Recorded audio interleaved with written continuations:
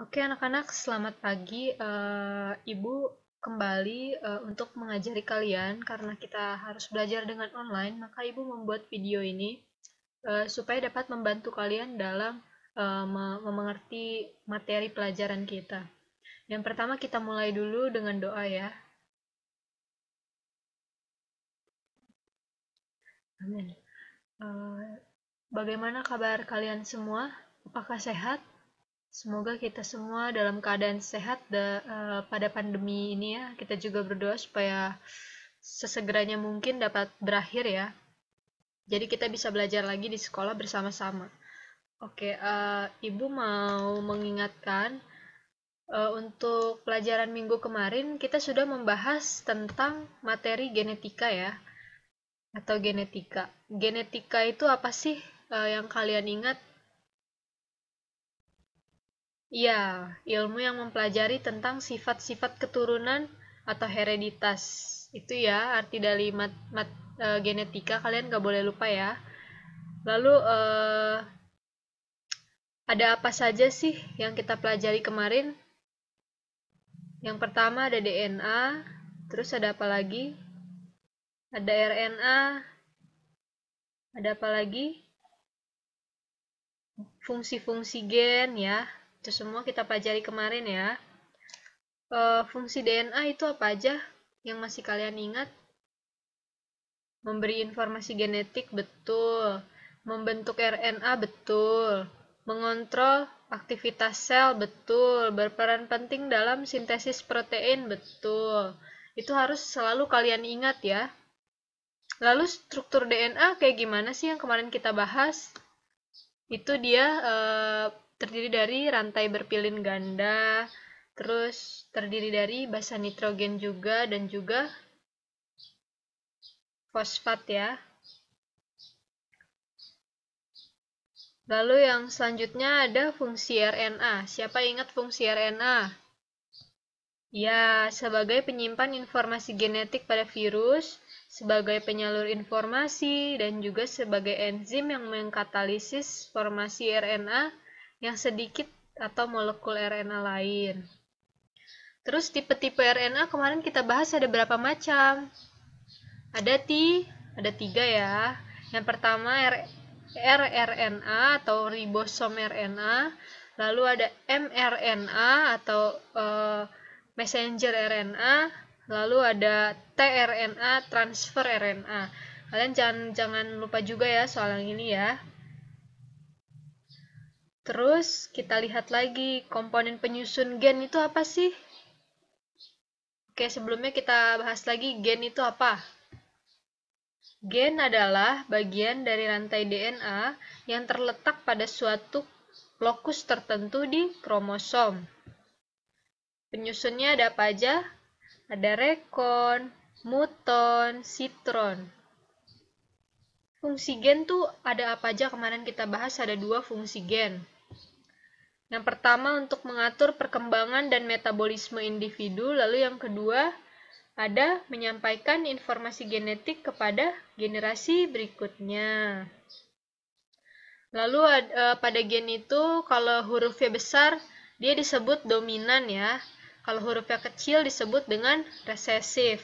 Dominan itu sifatnya tampak pada keturunan. Tapi kalau resesif itu dia tidak muncul karena dia kalah oleh gen dominan. Lalu ada alel. Apa sih yang dimaksud alel? Siapa yang ingat? Alel adalah gen yang terletak pada lokus yang sama dalam kromosom yang homolog. Itu ya, pembahasan kita kemarin mengenai materi genetika. Kalian nggak boleh lupa, harus selalu diingat karena nanti dalam ujian tengah semester ini pasti keluar ya. Lalu kita masuk ke bab yang akan kita bahas sekarang itu mengenai sel. Kita lihat ya, tujuan pembelajarannya itu ada apa aja sih, Bu?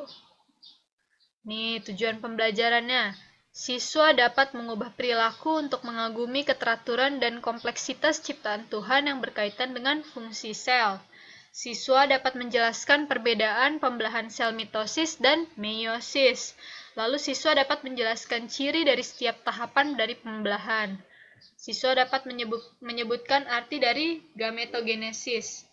Lalu yang terakhir, siswa dapat menganalisis perbedaan spermatogenesis dan oogenesis. Itu tujuan pembelajaran yang harus kita capai pada materi kali ini ya. Untuk materi kali ini, KKM yang Ibu berikan itu 78. Jadi untuk kalian nanti kalau ada tugas, usahakan membuat dengan baik supaya dapat membantu nilai kalian nanti di UAS di depan. Oke? Oh iya, Ibu lupa bertanya, hari ini ada yang tidak masuk atau masuk semua? Coba Ibu cek dulu ya.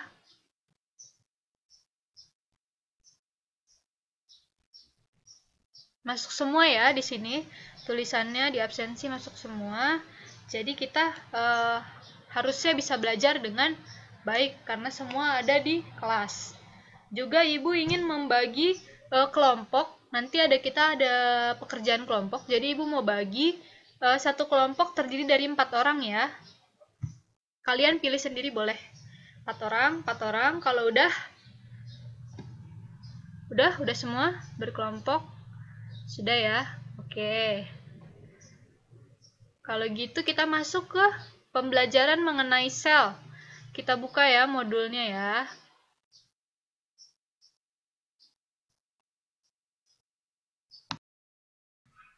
Oke, kita masuk ke pembahasan mengenai sel ya. Buka buku kalian di buku cetak itu halaman 156 ya. 156 boleh kalian buka. Dan juga yang modul dari Ibu juga boleh kalian buka ya. Dari situ Ibu kasih kalian waktu 15 menit untuk membaca buku dan modul tersebut ya. Selama 15 menit kalian cermati dulu. Ibu beri waktu 15 menit ya.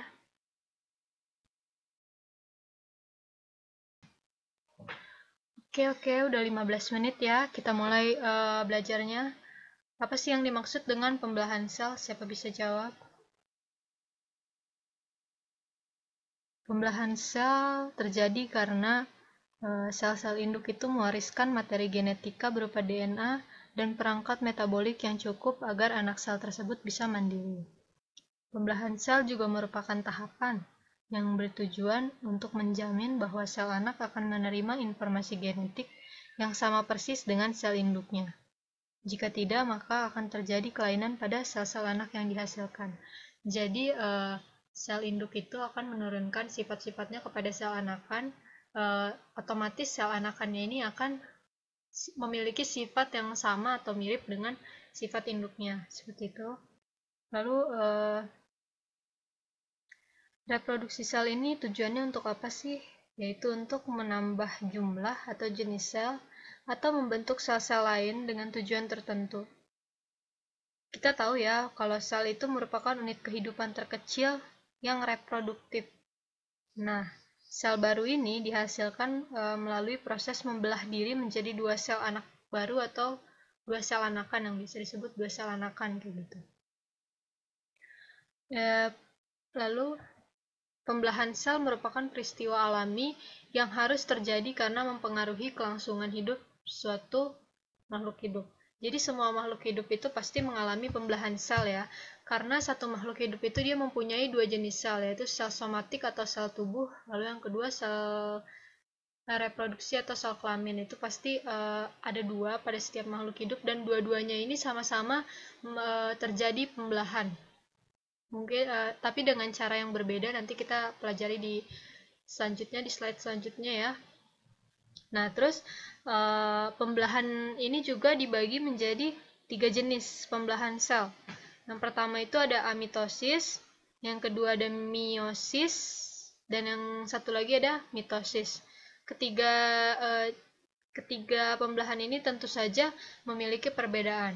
Nah, coba kalian cari, boleh dari buku, internet, atau sumber-sumber lain mengenai tiga jenis pembelahan ini ya. Ibu beri waktu itu sekitar 30 menit ya, cukup ya. Ibu beri waktu 30 menit untuk mencari dengan kelompok yang sudah kita bentuk di awal tadi ya, yang 4 orang ya. Ditulis di buku, nanti kita diskusi atau nanti kita akan perjelas lagi lebih dalam ya. Kalian cari dulu, Ibu kasih waktu 30 menit.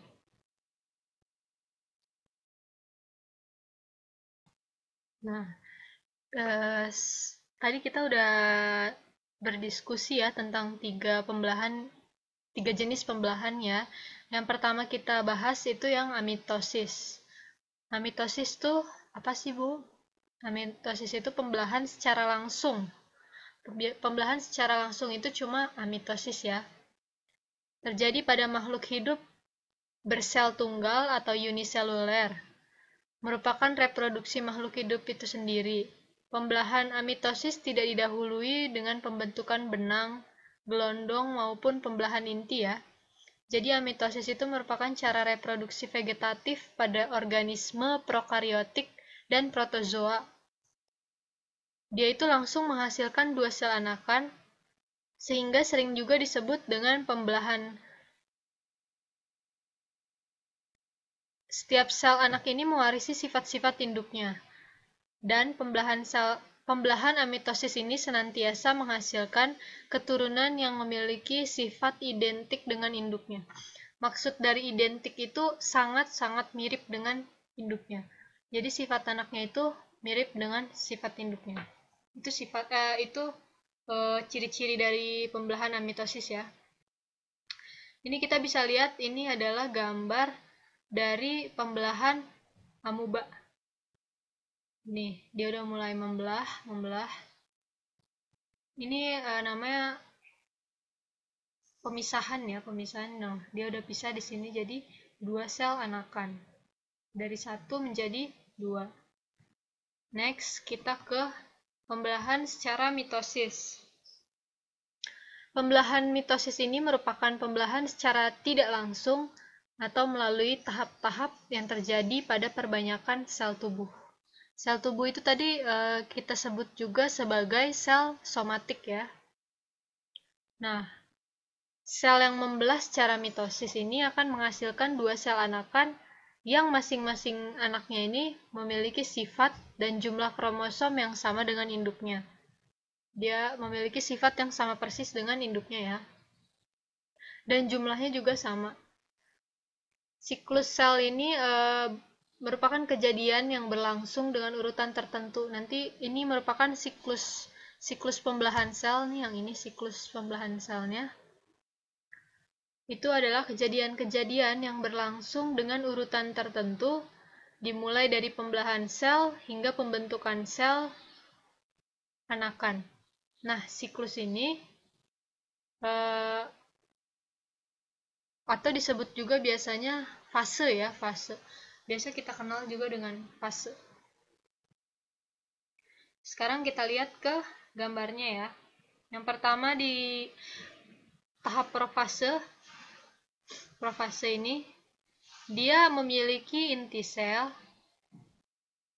memiliki membran plasma, dan juga sentriol. Nah, tetapi sebelum terjadi tahap profase, itu biasanya terjadi dulu tahap interfase. Nah, tahap interfase ini terjadi replikasi DNA dari satu molekul menjadi dua molekul. Lalu ke tahap profase. Pada tahap profase ini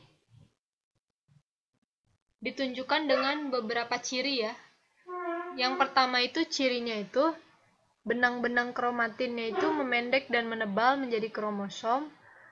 Lalu nanti di profase akhir itu membran inti ini nih, membran inti yang bulat ini akan menghilang ya di akhir profase. Nah, ini udah mulai membentuk kromosom dia di sini. Terus benang-benang spindle mulai terlihat nih. Ini namanya benang-benang spindle. Ini benang-benang spindle. Nah, terus kita lihat ke metafase. Pada tahap metafase, kita dari gambar ini kita ke prometafase ya. Dari prometafase ini kita bisa lihat bahwa ini udah berbentuk kemasan seperti huruf X. kromosom. Ini intinya akan segera hilang atau pecah. Terus ini si sentriolnya ini atau sentrosomnya ini dia mulai ke kutub masing-masing ya. Dari tadinya dia di sini di tengah, dia mulai ke kutub masing-masing. Dah. Sekarang kita ke tahap metafase. Pada tahap metafase ini si kromosomnya udah berada di titik ekuator. Titik ekuator itu maksudnya adalah di tengah ya. Di tengah. Ekuator tuh bisa kayak gini, bisa juga kayak gini. Nah, sudah di tengah, terus benang-benang spindle mulai ada nih. Tuh, benang-benang spindlenya ya. Terus kita lihat lagi ke tahap anafase. Nah, pada tahap anafase ini, si kromatinnya ini dia mulai berjalan ke kutubnya masing-masing. Jadi dari sini tadi dia kebagi, ya kan? Yang ini dia ke sini, yang ini dia menuju ke sini, ke kutubnya masing-masing. Terus pada tahap telofase ini ada beberapa ciri ya. Yang pertama itu kromosomnya itu udah berkumpul di kutubnya masing-masing.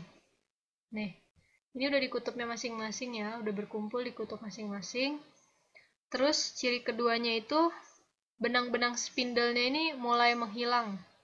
Nanti dia mulai menghilang. Terus inti membran intinya ini terlihat kembali seperti pada tahap profase. Lalu terjadi sitokinesis. Jadi ini tuh dia belum membelah ya, belum membelah menjadi dua anakan. Nanti ada tahap sitokinesis yang benar-benar ini akan dipotong, memisah menjadi dua anakan. Itu tahap sitokinesis. Dia akan memisahkan dua sel dengan kromosom yang diploid. Jadi hasil dari mitosis itu jumlahnya adalah diploid. Jadi kesimpulan yang kita ambil dari mitosis ini, tadi dia terjadi pada sel somatik atau sel tubuh, dan hasil anakannya itu mirip atau sama dengan induknya, itu sama, dan hasil kromosomnya itu berjumlah diploid. Itu yang harus diingat. Lalu kita masuk ke meiosis. Meiosis ini dia terjadi pada sel reproduksi atau sel kelamin ya. Ini fungsinya itu pada saat pembentukan gamet. Dan dia menghasilkan sel anak yang memiliki jumlah kromosom setengah dari jumlah sel induknya, sehingga disebut sebagai pembelahan reduksi. Meiosis diperlukan agar hasil peleburan antara gamet jantan dan gamet betina tetap memiliki jumlah kromosom 2N. Meiosis terdiri dari dua tahap, yaitu meiosis 1 dan meiosis 2. Dan juga tetap ada tahap interfasenya. Sel somatik manusia itu terdiri dari 46 kromosom. 46 kromosom ini maksudnya 23 pasang ya, 23 pasang. Nah, setengah berasal dari tiap orang tua. Jadi masing-masing itu 22 autosom maternal memiliki kromosom paternal yang homolog. Pasangan kromosom ke-23 ini merupakan kromosom seks yang menentukan jenis kelamin seseorang kayak XY itu. Sel ovum dan sperma itu hanya mempunyai setengah kromosom haploid atau N ya. Bila ovum dan sperma bersatu atau terjadi fertilisasi, maka akan membentuk zigot diploid yang hasilnya 2N karena 1N dari ibu, 1N dari ayah. Jadi kalau terbentuk zigot itu jumlah kromosomnya 2N. Yang dia nanti tumbuh menjadi individu baru dengan gen hasil kombinasi dari ovum dan sperma. Terus kita lihat ke ini tahapnya. Yang pertama tadi harus ada interfase, yaitu tahap untuk mereplikasi DNA dari satu molekul menjadi dua molekul. Terus baru masuk ke profase 1. Pada profase 1 ini sama seperti yang tadi di mitosis itu, memiliki membran inti, terlihat benang-benang spindle mulai muncul, Tapi nanti di profase akhir, si membran inti ini tetap akan menghilang. Di metafase 1 kita bisa lihat juga dia ada di tengah-tengah, di garis ekuator. Benang spindlenya udah berada di kutub masing-masing. Lalu pada tahap anafase, si kromatidnya itu mulai berjalan ke kutubnya masing-masing. Yang tadi di tengah sini dia mulai ke sini, ke sini, ke sini, ke sini. Jadi mulai ke kutubnya masing-masing. Lalu pada tahap telofase ini dia sudah mengalami sitokinesis ya. Jadi dia sudah benar-benar terpisah menjadi dua anakan. Di sini terlihat lagi membran intinya muncul. Membran intinya muncul ya. Nah, dari telofase 1 ini, dia akan melanjutkan kembali ke profase 2, tetapi tidak mengalami tahap interfase. Karena interfase itu hanya ada di awal. Dan ini merupakan masih tahapan lanjutan dari yang tahapan 1 tadi, jadi nggak perlu ada replikasi DNA lagi. Di sini kita bisa lihat membran intinya muncul lagi, benang spindle yang muncul. Pada tahap metafase, dia berada di garis ekuator, di tengah-tengah. Pada anafase, dia mulai ke kutub masing-masing. Ini juga ke kutub masing-masing, kromatidnya. Nah, pada telofase ini, dia sudah menjadi 4 anakan. 4 anakan dan mulai terbentuk ini membran intinya mulai kelihatan lagi ya. Membran inti, membran inti, membran inti. Jadi, dari satu ini nih nanti akan menghasilkan 2, dari satu ini menjadi 2. Jadi hasil akhirnya itu dia menghasilkan 4 sel anakan. Nah, sebenarnya tujuan dari meiosis ini untuk mereduksi jumlah sel induk menjadi mereduksi jumlah sel induk sehingga pada sel anak itu jumlahnya setengah dari sel induk. Seperti itu.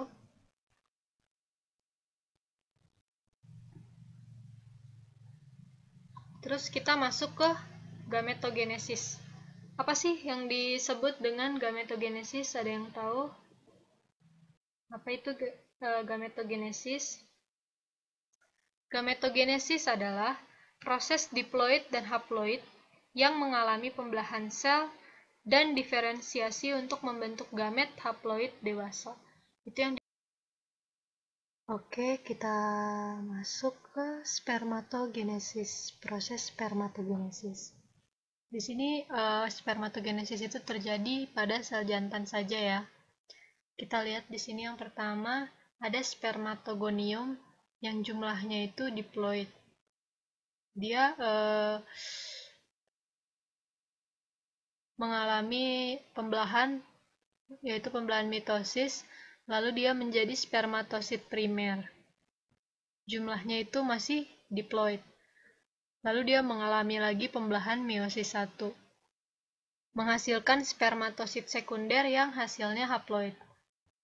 Ada 2. Lalu terjadi lagi pembelahan meiosis 2 yang menghasilkan spermatid dengan jumlah kromosomnya haploid. Sini sudah ada 4 ya. Nah, spermatid ini mengalami diferensiasi menjadi sel sperma yang jumlah kromosomnya haploid. Di sini kita bisa lihat dari 4 spermatid, dia tetap menghasilkan 4 sperma. Kita masuk lagi ke oogenesis. Pada oogenesis ini merupakan proses pembentukan sel telur atau ovum pada wanita yang terjadi di dalam ovarium atau indung telur. Kita lihat ke fasenya ya. Yang pertama itu dia punya oosit primer. Oosit primernya ini dia mengalami mitosis menjadi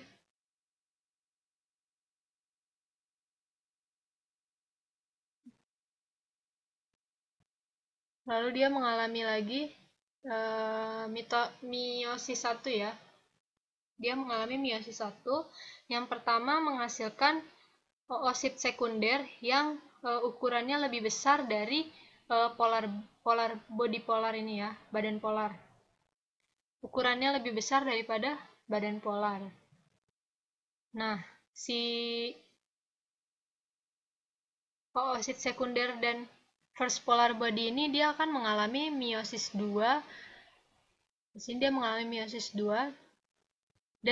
Dari oosit sekunder dia akan menghasilkan satu ovum dan satu polar body.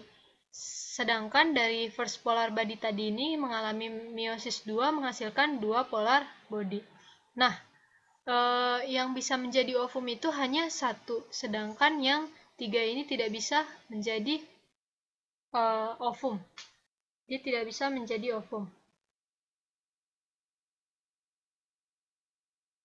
Proses pembentukan pada ovum pada wanita ini terjadi pada ovarium yang tadi kita sudah baca ya. Ovarium yang ada di embrio ini memiliki 6.000 sel oogonium atau indung sel telur. Lalu 9 minggu setelah proses pembuahan terjadi, ternyata janin juga sudah mulai memproduksi sel telur. Saat janin bayi perempuan berusia 5 bulan, oogonium memperbanyak diri dengan cara mitosis hingga jumlahnya mencapai lebih dari 7 juta oosit primer. Sayangnya, jumlah oosit primer yang banyak ini akan terus berkurang sampai janinnya nanti lahir. Dari semulanya 7 juta oosit primer, semenjak dia dilahirkan itu oosit primernya hanya tersisa 1-2 juta saja. Nah, sel-sel telur ini juga akan berhenti berkembang sementara sampai kita ini mengalami usia pubertas. Nah, setelah masa pubertas ini, oogonium akan menjadi aktif bekerja lagi mengikuti siklus menstruasi. Dari 2 juta oosit primer yang ada tadi, hanya sekitar 400 saja yang bisa bertahan hingga menjadi folikel matang. Nah, folikel matang sendiri adalah kantong kecil yang memiliki dinding sel di dalamnya dan terdapat 1 sel telur. Sel telur ini kemudian akan dilepaskan selama masa reproduksi. Perlu dipahami bahwa seiring bertambahnya usia, maka kualitas serta kuantitas ovum yang tersisa akan semakin mengalami penurunan. Dan hal itu merupakan hal yang normal untuk wanita.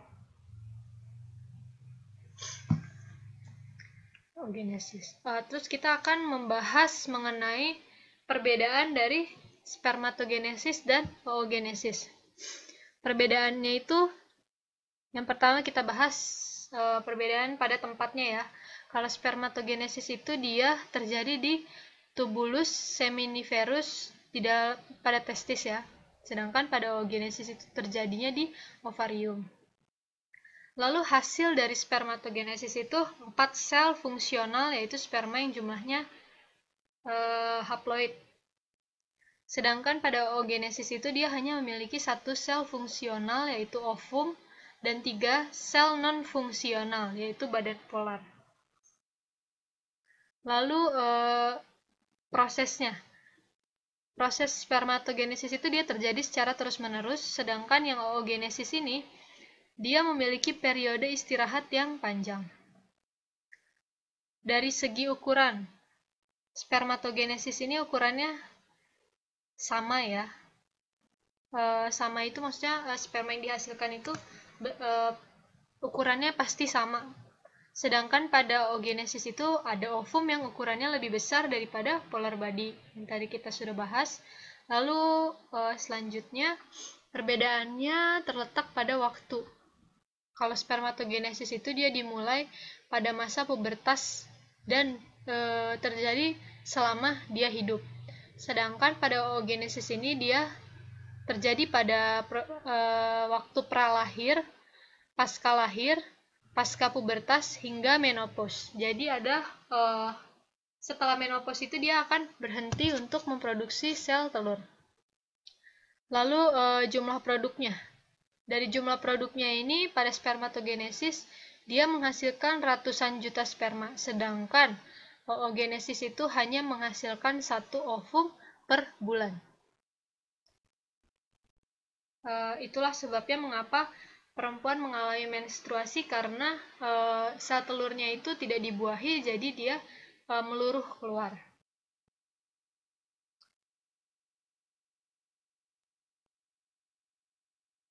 Lalu perbedaannya lagi yaitu pada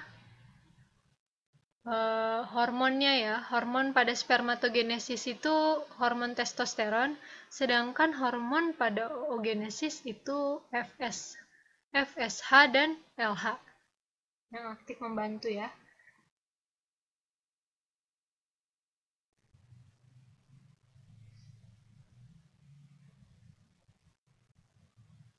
Oke, materi kita sudah selesai. Jadi kita mulai buat kesimpulan dari awal, yaitu pembelahan sel. Pembelahan sel ini terjadi pada seluruh makhluk hidup pada kedua selnya, yaitu sel somatik dan sel reproduksi. Nah, lalu ada 3 jenis pembelahan sel, yaitu amitosis, meiosis, dan mitosis. Amitosis itu merupakan pembelahan secara tidak langsung yang terjadi pada makhluk sel bersel satu atau uniseluler. Contohnya tadi kita lihat pada amuba ya. Lalu pada mitosis itu terjadi di sel tubuh atau sel somatik. Hasil anakannya ini sangat mirip dengan sel induknya ya. Sangat-sangat mirip, dia menghasilkan 2 sel anakan. Lalu yang terakhir itu ada pembelahan meiosis. Pembelahan meiosis ini terjadi di sel reproduksi atau sel kelamin yang berfungsi untuk mereduksi jumlah sel induk menjadi setengah, mereduksi jumlah sel anak menjadi setengah dari jumlah sel induk. Lalu pada gametogenesis kita bisa lihat terbagi lagi menjadi spermatogenesis dan oogenesis. Spermatogenesis terjadi pada sel-sel jantan. Dia menghasilkan 4 sperma yang bentuknya sama dari hasil pembelahan secara mitosis, meiosis 1 dan meiosis 2. Sedangkan pada oogenesis dia juga mengalami mitosis, meiosis 1, meiosis 2 dan menghasilkan 1 ovum dan 3 polar body. Yang berfungsi itu hanya ovum yang fungsional. Dan bentuk ovum itu dia lebih besar dibandingkan polar body. Lalu perbedaan-perbedaannya tadi kita sudah bahas juga, bahwa dari hasil, tujuan, ukuran, hormon itu berbeda ya. Jadi kita harus mengingatnya terus. Sekarang kita kerjakan latihan soal dari modul yang Ibu berikan kemarin ya. Latihan soalnya ada 5 pilihan ganda. Coba kalian kerjakan dulu ya. Ibu beri waktu sekitar 15 menit untuk mengerjakan.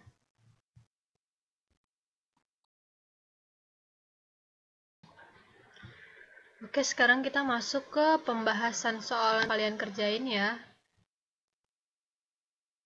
Soalnya, oke. Perhatikan gambar berikut ini. Dari gambar di atas menunjukkan tahap pembelahan sel, yaitu jawabannya adalah ini kromosom berada di garis ekuator, berarti jawabannya anafase. Pada sel bakteri terjadi pembelahan secara langsung, yaitu amitosis. Jawabannya amitosis ya. Ke bawah lagi. Perhatikan gambar berikut ini. Tahapan yang tepat untuk gambar A, B, dan C secara berurutan adalah ini dia anafase ya.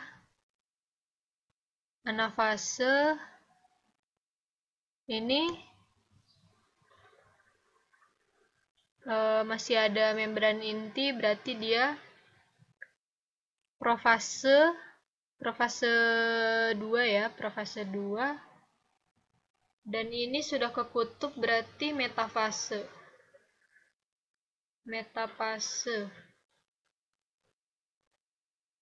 Nih jawabannya. Anafase 1, profase 2, dan metafase. Oogenesis berbeda dengan spermatogenesis dalam hal jawabannya yang jumlah gamet yang dihasilkan ya. Tadi spermatogenesis dia menghasilkan 4, sementara oogenesis dia hanya ada 1 ovum dan 3 polar body. Pada oogenesis, hasil yang lebih kecil dinamakan, tadi yang kecil itu dinamakan badan polar, sedangkan yang besar dinamakan ovum. Oke, siapa yang benar semua? Bagus ya. Kalau misalnya yang masih ada yang salah, boleh dibaca ulang kembali modul atau bukunya supaya lebih memahami ya. Setelah itu kita akan menutup pertemuan hari ini dengan doa masing-masing ya. Amin. Kita bertemu lagi di minggu depan dengan materi yang baru. Oh ya, jangan lupa untuk tugasnya yaitu membuat gambar pembelahan, terserah sekreatif kalian mungkin, mau digambar pakai cat air, pensil warna, terserah, dikumpul minggu depan ya, pada pelajaran ibu ya. Terima kasih. Selamat siang.